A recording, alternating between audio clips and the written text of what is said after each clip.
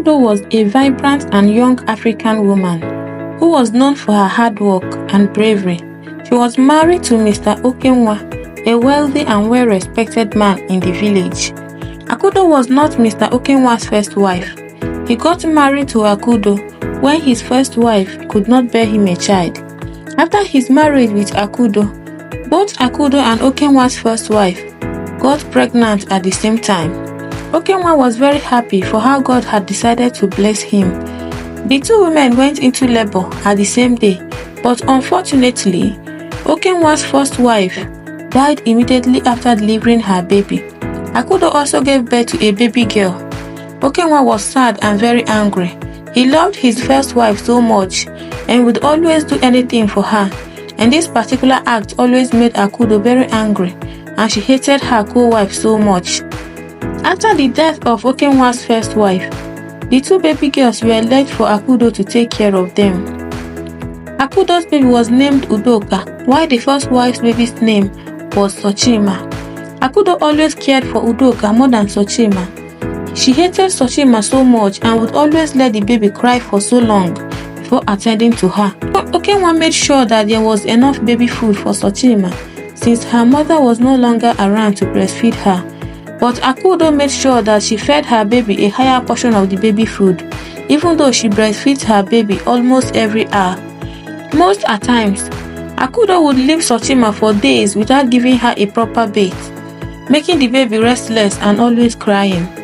When Okenwa noticed what was going on, he was very angry at Akudo for being so wicked towards an innocent baby, and because he was not always around, he had to hire a nanny to take care of Sochima in his absence.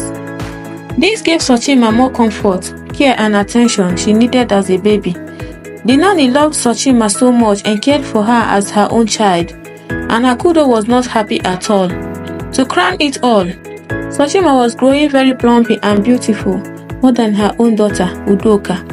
Akudo would forcefully collect Sochima's clothes and food from the nanny to give to her own baby, but that still didn't stop Sochima from growing into an adorable little girl. A few years later, Akudo insisted that Sochima's nanny should leave, saying that the girls were all grown and it's only wise to allow them to do some certain things by themselves in order to help them learn some basic house chores. Okenwa refused at first, but after much deliberation, the nanny was sent away.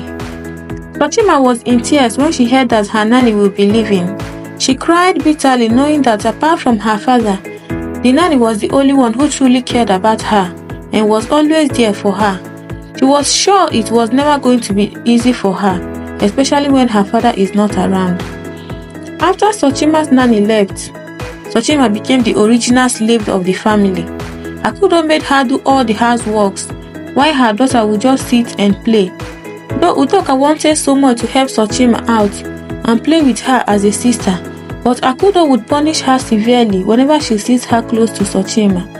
On days when Okenwa would travel out for business meetings, Akudo would starve Sochima for days. She would work from morning till night without eating anything, and if she tries to ask Akudo for food, Akudo would beat her up without mercy. Sometimes, Udoka would sneak out of her room at night to give Sochima some portion of her own food, and most of the times, Sochima would go to the neighbors to beg them for food. The ill treatment was much on Sochima, and she was always crying every night, wishing that her mother was there to help fight for her. Sometimes she wished she had died alongside her mother. She had also repeatedly talked to her father about the way Akudo treats her in the house, but the results were never good.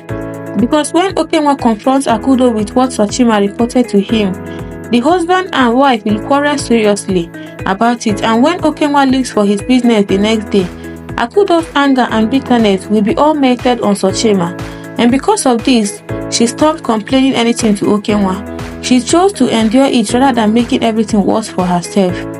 This continued until the girls grew into adults and ready for marriage. Akudo was expecting that her own daughter Udoka would get married before Sochima, because of the way she always buy beautiful things for her, expensive creams and jewelries, leaving Sochima to always put on her old and torn dresses. But surprisingly to her, good and reputable suitors were always trooping into Mr. Okenwa's compound.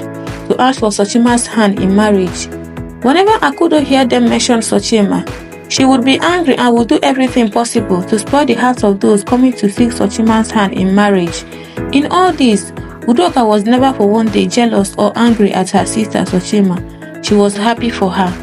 Many suitors came and left, but finally, another reputable and responsible young man, whose name was Ikedi, came to make his intentions known to Okenwa and his family.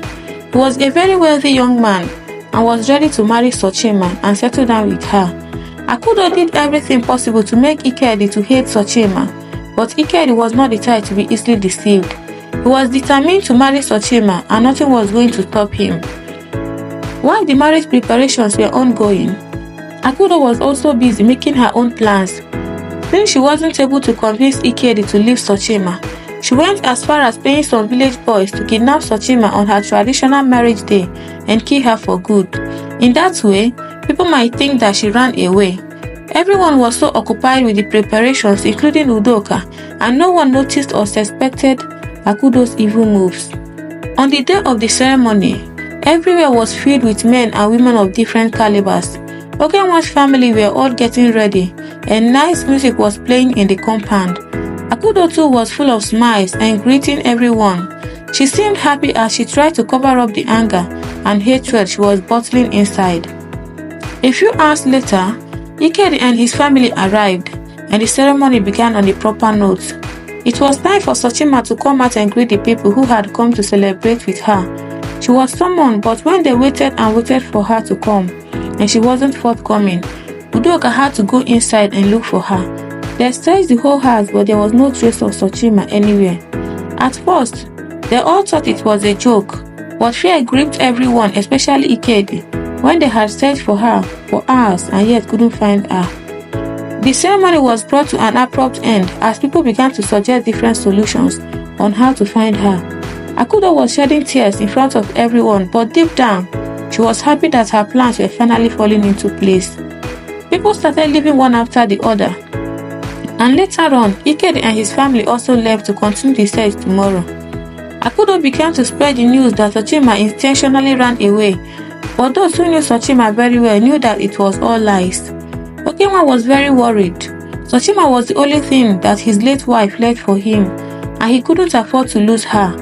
He made reports in all the nearby police stations, and a thorough search for Sochima began. Ikedi too never relented. He promised himself that he would do anything possible to make sure that Sochima was found. One day, while the search was still ongoing, Okenwa, Akudo, and their daughter Udoka were sitting outside the house, deeply thinking on what next to do concerning Sochima's sudden disappearance, when a woman walked into the compound and introduced herself as a nurse. She went ahead to tell Okenwa and his family that she had something to tell them. She said that ever since it happened, that her conscience had not been at rest. When she was asked what she wanted to say, she confessed that she was the nurse in charge the day Akudo and Okenwa's first wife put to bed. She told them how Okenwa's late wife had pleaded with her before her last breath to switch the babies because she was afraid that after she died, Akudo might maltreat her child. It was her last wish, and the nurse was moved to grant her wish. Okenwa asked her to explain clearly what she meant, and she plainly told them that Udoka was the real daughter of Okenwa's late wife, while Sochima was Akudo's daughter. On hearing this, Akudo screamed, trying to fight the nurse, but Okenwa held her down.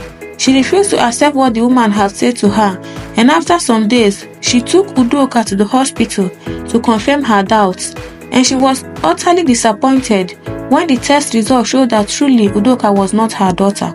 She was screaming and running around the whole village. She remembered how she had treated Sochima and also paid some guys to kill the innocent girl, and all this were driving her crazy. She went in search of the boys she paid, but they were nowhere to be found. At one point, due to too many thoughts and heartaches, she was affected by stroke, and Udoka, who now hated her with everything in her, refused to take care of her. Okenwa too was still out there searching for Sochima. One day, Akudo called Okenwa and Udoka. She opened up and confessed to them how she was behind Sochima's disappearance, and Okenwa felt like strangling the little life out of her. Udoka cried bitterly, wishing she had defied all odds and stood by Sochima when she needed her the most. While they were still lamenting, Ikedi and Sochima walked hand in hand into the compound. Okenwa and Udoka couldn't believe their eyes. They both jumped on Sochima and hugged her tightly. Sochima narrated to them how she was abducted by some boys. They wanted to kill her, but after much pleas from her, they decided to spare her life. She ran from there to Ikedi's house, and Ikedi had to follow her home. Okenwa also narrated to her all that happened in her absence, and Sochima was greatly shocked. She couldn't believe that her own mother treated her like a trash and even went to the extent of trying to take her life. Akudo, who was already weak, managed to apologize to her, and after that she gave up the ghost. They went ahead and buried her, and a few weeks after that, Ikedi and Sochima got married, and their marriage was the talk of the town and the envy of many. Sochima's story helped to inspire many to always treat people right, no matter who they might be. For whatever one sows, that is what he will surely reap at the end.